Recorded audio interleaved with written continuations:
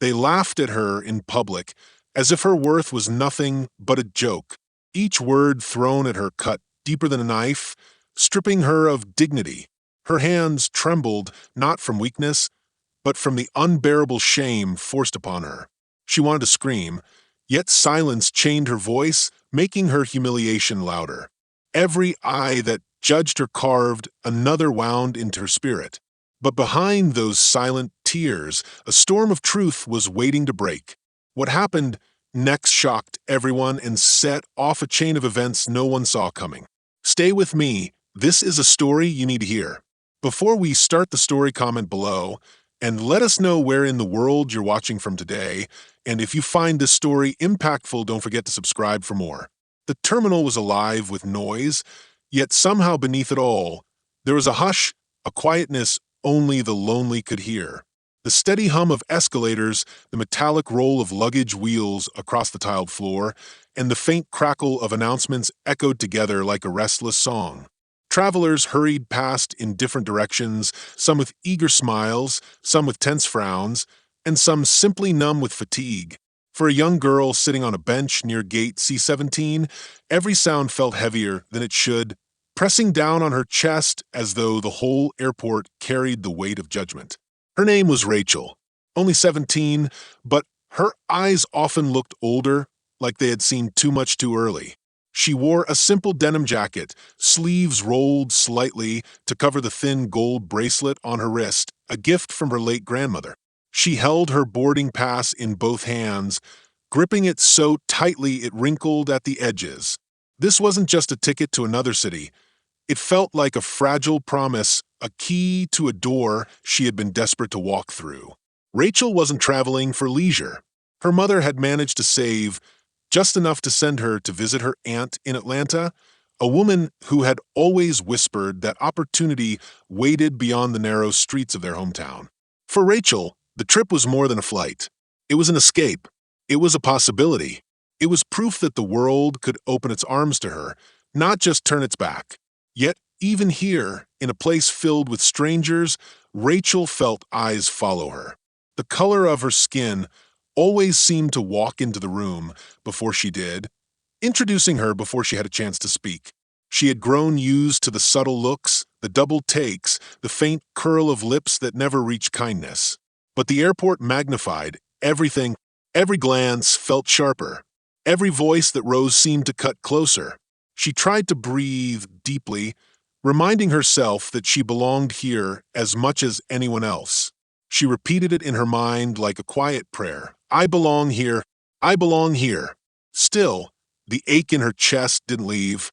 A sudden announcement echoed overhead.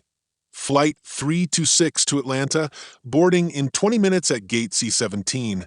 Rachel's stomach flipped. She looked down at her pass again, tracing her name printed neatly above the barcode. Her mother had kissed her cheek before leaving her at the entrance, whispering encouragement, hiding the tremor in her voice. Be strong, Rachel. Don't let anyone make you small. Those words lingered now like invisible hands holding her steady, but being strong was not always simple. As Rachel adjusted her backpack and prepared to line up, she noticed a flight attendant standing near the boarding counter. The woman had neat, blonde hair tied into a bun, so tight it seemed to pull her face into a constant look of disapproval. She spoke to another attendant, her voice sharp, the kind that sliced rather than invited. Even from a distance, Rachel could feel her presence, like a storm cloud deciding which patch of sky to darken. Rachel shifted uncomfortably. She didn't want to draw attention to herself. Yet something about the woman's gaze, the way her eyes scanned the waiting passengers, made her skin prickle. It was as though she was already searching for someone to doubt. Rachel held her ticket tighter. She wanted this flight to be smooth, ordinary, and forgettable. But deep inside, a strange unease whispered that the day would not let her pass so easily. She didn't know why she felt it, whether it was instinct or the heavy way the air hung around her, or simply the familiar memory of doors closing where they should have opened. Whatever it was, she knew she would soon be tested. And somewhere in the crowd and noise of the terminal, the first shadow of conflict began to stretch across her path. Rachel rose from her seat when the boarding call echoed once more. Her legs felt stiff, but she steadied herself, sliding her backpack onto her shoulder. The boarding line had begun to form, and people shuffled forward with a mixture of eagerness and impatience. She joined near the end, heart thudding, trying to stay small within the crowd. The attendant at the counter, the same blonde woman Rachel had noticed earlier, stood tall with a rigid smile. Her name tag read Clara. Her smile didn't reach her eyes. They were cool and assessing, scanning each passenger as though she were hunting for fault. One by one, the passengers handed over their tickets, the scanner giving cheerful beeps, allowing them to pass. When Rachel finally reached the front, she offered her crumpled boarding pass with both hands, trying to look calm. Clara took it quickly, her eyes flicking over the paper. But instead of sliding it under the scanner, she paused. A faint crease formed on her forehead. Then her lips curved, not in kindness, but in something colder. "This doesn't look right," Clara said, her voice cutting through the air. Rachel blinked. I printed it last night. It's for flight 326. Clara tapped the edge of the pass with her manicured finger. It smudged. Could be fake. She looked up, her gaze sharp. "Where did you get this?" Rachel's face heated, shame and confusion flooding her. People behind her shifted, curious now, listening. "My mom bought it online," she whispered. "I checked in. Step aside," Clara interrupted. She folded the ticket and held it just out of Rachel's reach, as though keeping evidence from a suspect. "We can't have you boarding until this is verified." The words landed like a hammer. Rachel froze. The line grew restless. A man coughed impatiently, a woman sighed loudly. To them, it was just a delay. To Rachel, it felt like the floor had opened beneath her feet. "I promise it's real," she said softly, but her voice cracked. "Please, my name is on the list." Clara tilted her head. Her eyes narrowed, as though she enjoyed the pleading. "Funny how these things always happen. I'll need to make a call." She gestured toward a colleague. "Hold the line here." Rachel stood to the side, her chest tight, every eye burning into her. She could almost hear the whispers forming in people's minds. Why her? Did she try to cheat the system? Her grandmother's bracelet slid loose on her wrist, catching the light. She rubbed it nervously, trying to hold on to its comfort. Inside, a storm of humiliation raged. This wasn't just about a ticket. This was about being seen as someone who didn't belong, someone who had to prove her worth again and again. Clara spoke quickly into the phone, her back half turned, but Rachel caught fragments. Suspicious, possibly forged, need verification. Each word pierced deeper. Rachel wanted to scream, to demand fairness, but her throat tightened. Instead, she thought of her mother's words. "Don't let anyone make you small." She lifted her chin, forcing herself to breathe. But doubt crawled in. What if something had gone wrong with the booking? What if she really couldn't board? A man in a suit, perhaps sensing her distress, muttered under his breath as he passed, "Some people will try anything." Rachel flinched. It didn't matter that he didn't know her. It was easier for him to believe Clara's suspicion than her truth. After a tense few minutes, Clara returned, the ticket still in her hand. Her expression was unreadable, but her eyes glittered with a hint of satisfaction. "It seems the system flagged your booking," she announced loud enough for the nearby passengers to hear. "I'll need further confirmation before you can board." Rachel's stomach twisted. "But the plane is leaving soon. Please, my aunt is waiting for me. I've done nothing wrong." Clara's smile was thin, practiced. "If everything checks out, you'll be allowed on the next flight. If not," she let the silence hang, the implication heavy. Rachel's breath caught. The next flight? That could mean hours, maybe the entire day. She couldn't afford it. Her mother's sacrifice, her aunt's expectation, her own fragile hope, all of it dangled on this moment. Behind Clara's calm words, Rachel sensed something else. Not just duty, not just procedure. There was something personal in the way she looked at her, something sharpened by bias, maybe even malice. A quiet betrayal disguised as professionalism. Rachel clenched her fists. The humiliation was unbearable. But somewhere inside, beneath the shame and fear, a fire stirred. This was no simple mistake.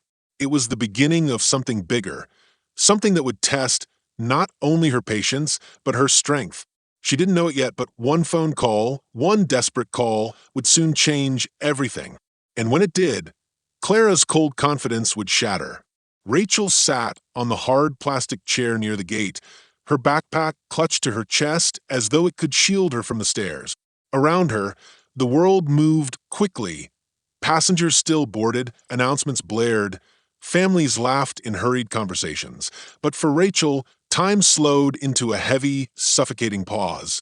Clara had walked back to the counter, speaking casually with her colleague as though nothing unusual had happened. Yet the humiliation clung to Rachel's skin like a stain that refused to wash away.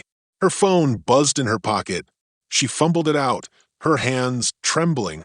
It was her mother. For a moment, Rachel hesitated. She didn't want to worry her, but the weight inside her chest demanded release. She swiped to answer.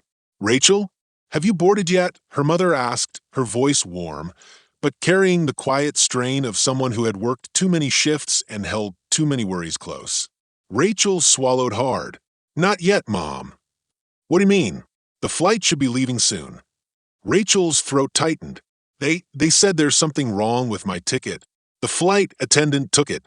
She said it might be fake. The words felt ugly leaving her mouth, sharp with shame. On the other end of a line, silence stretched too long. Then came her mother's voice, firmer, edged with disbelief. "Fake? That's impossible. I bought it directly, Rachel. Don't you let them tell you otherwise." Rachel closed her eyes, tears burning. "She made me step aside. Everyone was watching, like I'd done something wrong." Her mother's breath trembled through the phone. "Listen to me, sweetheart. You have every right to be on that plane. Don't let them strip that from you. Do you understand?" Rachel nodded, though her mother couldn't see. "I understand." Behind her mother's protective anger, Rachel heard something deeper, guilt.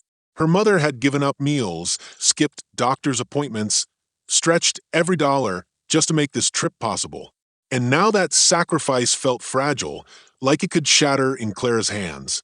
Before she could reply, Clara's voice rang out from the counter. "Miss Rachel, can you step over here?" Rachel's heart lurched. She whispered quickly, "Mom, I'll call you back," and ended the call, sliding the phone into her pocket with trembling fingers. She approached the counter slowly, wary of more eyes following her. Clara stood there with her arms folded, the ticket pinched between her fingers. Her colleague, a younger attendant with curly brown hair and soft eyes, looked uncomfortable.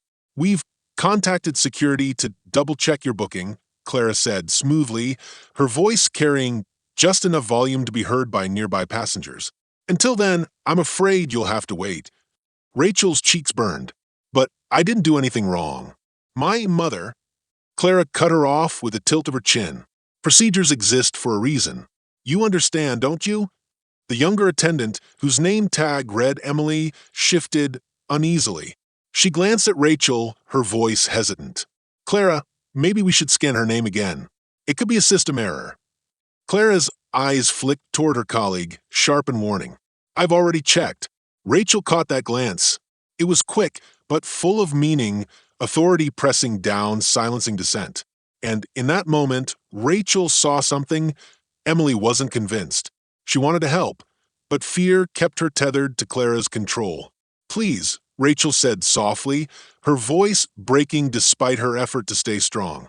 "I just want to get on the plane. My family is waiting for me." Clara leaned closer, lowering her voice so only Rachel could hear. "Things don't always go the way you want. Sometimes people need to learn their place." The words sliced through Rachel's chest. They weren't about the ticket at all. They were about her. Emily's eyes widened slightly, as if she'd overheard just enough to understand. She opened her mouth, then closed it again, caught in the pull of silence. Rachel turned back toward the waiting area, her steps heavy. She sat down again, her mind spinning. She thought about her grandmother's bracelet, about her mother's tired hands, about every time she had been told to wait, to settle, to shrink herself. And now, here she was again, being told in front of strangers that she didn't belong. Yet, beneath the ache, another thought flickered. What if Clara wasn't just being cruel? What if there was more behind her actions, a reason, a hidden motive? Rachel couldn't explain why, but something about Clara's satisfaction felt too deliberate, too pointed, as though this wasn't the first time she had done something like this. Rachel's phone buzzed again. She didn't look this time. Instead, she stared at the ticket still held hostage behind the counter, her fists tightening. She had been quiet her whole life, taught not to stir trouble, to endure. But this moment, this humiliation, pressed against her like a test. And though fear pressed harder, anger burned beneath it, slow and steady. She whispered to herself, barely audible, "I won't let her take this from me." The words felt foreign on her tongue, but they carried weight. Something inside her was shifting, like the first crack of light breaking through a storm. And though Rachel didn't yet know it, Clara wasn't the only one playing a hidden game. Someone else was watching, someone who would soon force the truth into the open. With one phone call that could unravel everything. Rachel's body was tense as she sat waiting, her eyes locked on Clara at the counter. Every time the blonde attendant lifted the ticket and set it down again, Rachel's stomach twisted tighter. Emily, the younger attendant, kept glancing toward her too, her face full of unease. It was as though she wanted to speak, but was afraid of what might happen if she did. Finally, after what felt like an eternity, Rachel's phone buzzed once more. This time, she pulled it out quickly, desperate for a lifeline. It wasn't her mother calling. It was a number she didn't recognize. Her heart jumped. She hesitated, then swiped to answer. "Hello," she whispered. A woman's voice came through, calm but firm. "Rachel Johnson?" "Yes," Rachel breathed. "This is Linda Hayes. I work in the airline's customer relations office. I received a call from someone claiming your ticket was being held at the gate. Is that correct?" Rachel blinked. The sudden intervention felt unreal. "Yes, that's right. They said my ticket might be fake, but it isn't." The woman on the line sighed, quietly. "I need you to stay calm. Can you tell me the name of the flight attendant who has your boarding pass?" Rachel's gaze darted toward the counter. Clara stood there, typing on the computer with sharp, deliberate strokes. "Her name tag says Clara," she whispered. There was silence on the other end for a beat too long. Then Linda's voice returned, lower now, serious. "I need you to know something, Rachel. This isn't the first time we've had complaints about Clara. She's been flagged for discriminatory behavior before. But so far, nothing has stuck because no one was willing to come forward officially." Rachel's chest tightened. "So, she's doing this to me on purpose?" Another pause. "It appears that way," Linda admitted carefully. "But what makes this complicated is that Clara has friends in high positions here. She knows how to cover herself. If you confront her without evidence, she'll twist the story, and it'll be you who looks at fault." Rachel's breath caught. The betrayal sank deeper than she expected. This wasn't about a smudged ticket at all. It was about a system that allowed people like Clara to keep their power even when they used it to wound others. She whispered, "What am I supposed to do?" "I'll handle part of this," Linda said firmly. "But I need you to hold your ground. Don't let her scare you into leaving. Can you do that?" Rachel swallowed, her throat dry. "I can try." As she ended the call, her hand shook.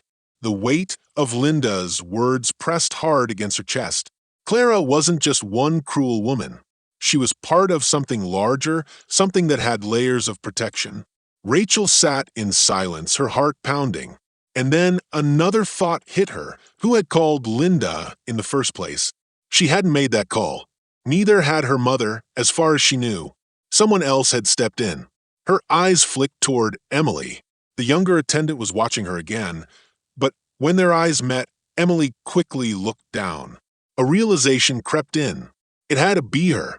Emily must have made the call. Rachel's hope lifted for a moment, but it faltered just as quickly. If Emily wanted to help, why hadn't she spoken up openly? Why act in secret? The uncertainty left Rachel. Minutes later, Clara returned from the computer and walked toward Rachel, the folded ticket still in her hand. Her heels clicked sharply on the floor, each step heavy with authority. "You're still here," Clara said coolly. "I expected you might have taken the hint and left." Rachel's lips trembled, but she steadied her voice. "It's my flight. My name is on that ticket." Clara's smile was thin, dangerous. "We'll see about that." She leaned closer, lowering her voice. "You should know. Your name doesn't appear on the passenger list anymore. Curious, isn't it?" Rachel's heart slammed in her chest. "That's impossible." Clara held her gaze.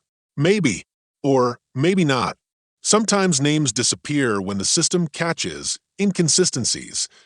She tapped the folded ticket against her palm like a weapon, and sometimes people disappear with them. Rachel's blood ran cold. It was a threat, subtle but unmistakable. And then the betrayal sharpened like a knife. Clara had altered the system. Somehow, she had made Rachel's name vanish. Rachel's breath shook. She thought of Linda's warning. Clara had friends in high places. She could twist the truth, bend the rules, even erase a name if it suited her. For the first time, Rachel realized she wasn't just fighting for a seat on the plane.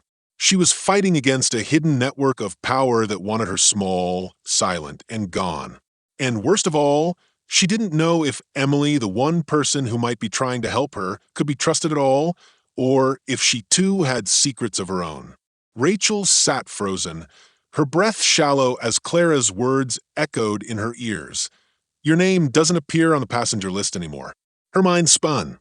That couldn't be true. Her mother had confirmed the booking. She had held the ticket in her own hands. But Clara's cold, confident tone carried the weight of someone who knew she could twist the truth until others believed it. Rachel wanted to stand, to shout, to demand fairness, but fear rooted her to the chair. Around her, passengers continued to board, their glances sliding over her like she was invisible or worse, like she was guilty of something shameful. The weight of their silent judgment pressed down, feeding the familiar voice inside her head that whispered, "Don't fight. Stay quiet. Disappear." But another voice battled back, raw and trembling. "If you disappear now, you'll always disappear. Forever." Her phone buzzed again. This time it was a text from her mother. "Sweetheart, are you on the plane yet? Tell me you're okay." Rachel's throat tightened. What could she say? If she admitted the truth, her mother would panic, maybe rush back to the airport. And what then? More chaos, more humiliation, more eyes watching. She couldn't bear the thought. With trembling fingers, she typed back, still waiting. "Don't worry. I'll call when I'm seated." It was a lie and it stung. But at this moment, Rachel thought protecting her mother from the truth was the only power she still had. At the counter, Clara spoke, casually to Emily, her tone almost cheerful. But Rachel caught the flick of Emily's eyes again, furtive, worried, conflicted. The unease twisted Rachel further. Could Emily be trusted? Had she really made that call to Linda, or was she part of Clara's game all along? The boarding gate beeped as the final passengers were allowed through. The door to the jet bridge was closing, and Rachel was still here, her ticket held hostage. Her chest tightened until it hurt. She was seconds from breaking down when she heard Clara's voice again, low and mocking. "Such a shame. Maybe next time you'll be more careful. If there is a next time." Something inside Rachel snapped. She stood, her legs unsteady but fueled by a sudden fire. "You can't do this to me," she said, her voice louder than she expected. "I belong on that plane. You know it." Several passengers turned their heads. The whispers grew louder. Clara's smile flickered, but she quickly masked it, speaking with exaggerated calm. "Please sit down, Miss Johnson. Causing a disturbance will only make this worse for you." Rachel's fists clenched. Every part of her screamed to keep fighting, but Linda's warning replayed in her mind. She'll twist the story. Without evidence, it'll be you who looks at fault. And so she froze again, her anger smothered by fear. The gate door sealed shut with a hollow click. Flight 326 was gone. Rachel's stomach dropped as though she had fallen from a great height. The seat she had dreamed of, The escape she had clung to, the promise of a new beginning, all of it had disappeared in front of her eyes. She sank back into the chair, numb. Around her, the terminal carried on, indifferent to her world collapsing. Clara returned to the counter computer, typing briskly, her satisfaction hidden behind a mask of professionalism. Emily lingered nearby, her expression troubled, but she said nothing. Rachel pressed her forehead into her hands. The humiliation burned, but beneath it a deeper ache pulsed, a gnawing question she couldn't silence. Why me? Her grandmother's words whispered in memory, faint but steady. Never forget, child, sometimes battles come to your door not because you are weak, but because you are strong enough to fight them. Rachel's hands trembled, but she lowered them slowly. Maybe strength wasn't about winning right now. Maybe it was about refusing to let Clara's cruelty erase her. And yet the choice pressed hard on her. Should she push back, risking more humiliation, and maybe even arrest if Clara twisted things further? Or should she swallow the injustice, accept defeat, and walk away, safe but broken? Her phone buzzed again, this time a new message from the unknown number. Rachel, this is Linda. Don't leave. I'm sending someone to you now. Trust me. Rachel's pulse quickened. Relief flickered, but suspicion shadowed it. Could Linda really help her? Or was she being pulled into another trap? She looked up. Across the waiting area, Emily's eyes met hers again. This time, Emily didn't look away. There was something unspoken in her gaze, almost a plea. Two possible allies. One hidden, one silent, and Rachel caught between them, unsure if either could be trusted. The air felt heavier, the tension unbearable. Her world was closing in, choices tightening like a noose. And for the first time, Rachel realized this wasn't only about getting on a plane. It was about survival, dignity, truth, and the fight for her very place in the world. The room was silent, too silent, except for the sharp, quick rhythm of Jordan's heartbeat echoing in his ears. Every step he took toward the front of the restaurant felt heavier than the last. The staff gathered near the kitchen door, whispering in hushed tones, their eyes darting between him and Martin. The customers, too, sensed something brewing. Forks paused midair, wine glasses hovered untouched, the soft hum of background chatter stilled into a pregnant hush. Martin stood at the center of it all, his back straight, his jaw set like stone. His arrogance was still there, painted across his expression, but it was cracked now, cracked by something darker, fear. He tried to mask it with a smirk, but his eyes betrayed him. They flickered nervously as Jordan approached, each step radiating not just quiet anger, but a power Martin had underestimated from the start. Martin, Jordan's voice was low, but carried like a thunderclap in the silence. You've spent weeks belittling me, humiliating me, thinking I was beneath you. But today you'll answer for what you've done. A ripple passed through the crowd. Martin barked a short, defensive laugh. Answer to who? To you? You're just... He stopped himself, realizing too late the words that nearly escaped, the slur heavy on his tongue. The staff stiffened, some exchanging knowing glances, others holding their breath, as if they'd heard enough of Martin's venom in private to recognize what was about to be revealed in public. But Jordan didn't flinch. He leaned in, his eyes locked on Martin's like steel clashing against brittle glass. Answer to me, and to them. He gestured around the room, to the waiters who had endured Martin's tirades, to the customers now witnessing the unraveling of their perfect manager, to Olivia, who stood just behind Jordan, her trembling hand covering her mouth as if caught between terror and relief. Martin straightened, desperation leaking into his voice. You think you can come in here and take this from me? This restaurant is mine to run. My rules, my way. Nobody cares about your... That's where you're wrong. Jordan's words sliced through the air. He pulled from his pocket a small black leather folder, the kind only executives carried. Slowly, deliberately, he laid it on the nearest table, flipping it open for all to see. Inside was the embossed seal of the company, his name printed in bold, Jordan Carter, Regional Operations Director. The collective gasp from the staff was almost physical, a weight. No, No, this is some kind of trick, he stammered, his voice cracking. But Jordan pressed forward, each word weighted with truth. Every insult, every order barked like I was dirt under your shoes, every moment you treated me less than human, you thought no one was watching. But I was. I gave you chances, Martin. I wanted to believe maybe you'd learn, maybe you'd change. But you proved me wrong. Martin's lips trembled, his mask of control slipping entirely. He looked at the staff, at Michael, whose trembling hands still bore invisible scars from Martin shouting, at Olivia, whose confidence Martin had shattered again and again, at the others whose silence had been born not of agreement but of fear. Their eyes no longer carried deference for him.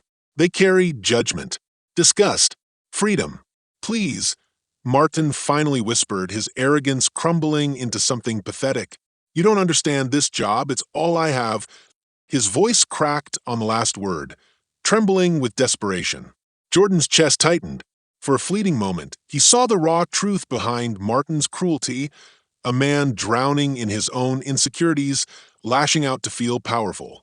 But then Jordan remembered the humiliation, the whispered slurs, the countless moments Martin chose hate over humanity. Compassion flickered, but it could not excuse. You had power, Martin, Jordan said softly, and you chose to use it to destroy, not to build. That's why this ends tonight. At Jordan's nod, two security officers who had been standing discreetly by the door stepped forward. Martin's head whipped around, panic surging. No, wait. You can't do this. You can't. His voice rose to a frantic pitch as the officers flanked him, their firm hands guiding him toward the exit. The restaurant erupted, not in chaos, but in applause. The staff clapped with tears in their eyes. Customers joined in, the air swelling with relief and release. It wasn't just about Martin being removed. It was about reclaiming their dignity, their space, their voices. Jordan stood rooted, his eyes following Martin as he was dragged out. And then he turned, facing the room. He wasn't smiling. His expression was solemn, heavy with the weight of what had just unfolded. This isn't about titles, he said, his voice steady, carrying to every corner of the restaurant. It's about respect. Every single one of you deserves to be treated with dignity, no matter who you are, where you come from, or what role you play. Let tonight be the last time anyone here feels small. Silence followed, but it wasn't the heavy, suffocating silence of before. It was reverent, healing. Olivia stepped forward, her eyes shining with tears. Thank you, she whispered, her voice breaking. Jordan nodded gently, though inside a storm still raged. He had won, but victory always carried a price. The betrayal, the cruelty, the memories, they would linger. And he knew deep down that the battle for respect, for equality, was not just here in this restaurant. It was everywhere. But for tonight, he had taken a stand. And for tonight, that was enough. ChatGPT said. The storm outside had finally passed. But inside, the aftermath of what had unraveled left a silence that carried more weight than thunder.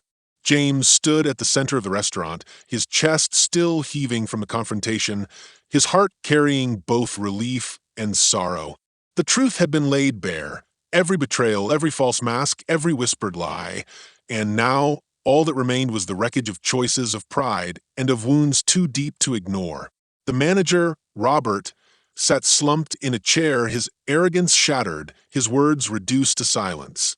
For weeks he had carried himself as though he owned every brick of the place, but now the staff looked at him not with fear, but with disgust. They had seen his cruelty exposed, the venom behind his commands, and the way he had tried to break James with quiet humiliation. Yet Robert was not the only one revealed tonight. Others too had stood by, complicit in their silence, turning their eyes away when James suffered quietly. Now, their shame weighed heavily in the air. James looked at them all, not with anger, though he had every right, but with the quiet strength of someone who had endured the storm and still remained standing. His voice, when it came, was steady but thick with emotion. You watched, he said, his gaze sweeping over the staff, some dropping their eyes, others frozen. You saw him treat me less than human. You saw him laugh when I stumbled under the weight of his orders. And you said nothing. You stayed silent because silence felt safer than truth. But silence, he paused, is the loudest betrayal. A heavy stillness followed. No one dared speak. In that silence, the weight of complicity pressed harder than any accusation. Robert finally raised his head, his face pale, his arrogance gone. "You think you're better than me, James?" His voice trembled, a whisper of the dominance he once wielded. "You think you deserve their respect?" James walked toward him, each step measured. "No, Robert," he said softly, "I don't think I deserve respect. I know I've earned it. Not because of my position, not because of a title, but because I worked here beside them through the long nights, through the endless rushes, through the moments you dismissed me as nothing. And tonight, they finally see me." A flicker of something, shame, perhaps regret, flashed in Robert's eyes, but James did not linger. The truth had been spoken. The confrontation was not about vengeance, but release, a cutting away of chains that had bound him for too long. The restaurant, once heavy with dread, began to feel lighter. Staff who had stayed quiet now looked at James differently, as though seeing him for the first time. Sarah, one of the younger servers who had always kept her head down, stepped forward, her voice trembling. "I should have spoken sooner," she whispered. "I saw it all, and I was afraid. But you're right, fear doesn't excuse silence." Her admission cracked the room open. Others nodded, murmurs of agreement rising like a tide. In their voices came the recognition that injustice survives not only because of those who inflict it, but because of those who allow it. James let out a long breath. The truth was heavy, but it had been freed. His own journey, however, was far from over. Tonight, he had fought for dignity, for the right to be seen not as lesser, but as equal. Yet, deep inside, he knew the scars would remain, reminders of how fragile respect can be, how quickly power corrupts, how silence can wound as sharply as cruelty. As the staff slowly dispersed, James remained, staring out the window at the wet streets glistening under faint lamplight. The city was quiet, but within him a storm of reflection brewed. What did all of this mean? What had he learned? Carrying the weight of humiliation and betrayal, he thought of his younger self, hopeful, eager, believing hard work alone would protect him. He had walked into this restaurant, believing effort would speak louder than prejudice. Tonight proved otherwise, but it also proved something greater, that dignity was not given, it was claimed. That truth, once spoken, could cut through the darkest deceit. He closed his eyes and let the silence settle, not as emptiness, but as clarity. Betrayal had scarred him. Yes, but it had also shown him who he truly was. He was not defined by Robert's words, nor by the silence of others. He was defined by his endurance, his refusal to bow, and his willingness to rise even when others tried to keep him down. When he finally stepped outside, the cool air wrapped around him. The night smelled of rain, of renewal, of something ending and something beginning. James walked slowly down the street, each step steady, his heart lighter, though not unscarred. He whispered to himself, as though anchoring the lesson deep within, respect cannot be demanded by force, nor stolen through cruelty. It can only be earned and kept by truth. The story would not end here. The world outside this restaurant was still vast, still dangerous, still full of unseen betrayals and quiet injustices. But James knew now he carried within him a strength that no insult, no humiliation, no silence could ever erase. And as the night closed around him, he did not walk away as the broken waiter they once mocked. He walked forward as a man who had faced the fire, endured the betrayal, and emerged with his dignity intact. The moral of it all whispered clear: power may corrupt, silence may wound, betrayal may scar, but truth, when faced, has the power to free. Share your thoughts in the comments below. If you enjoyed this story, don't forget to like it, share it with your friends, and subscribe to the channel for more meaningful stories. Thank you for watching, and see you in the next video.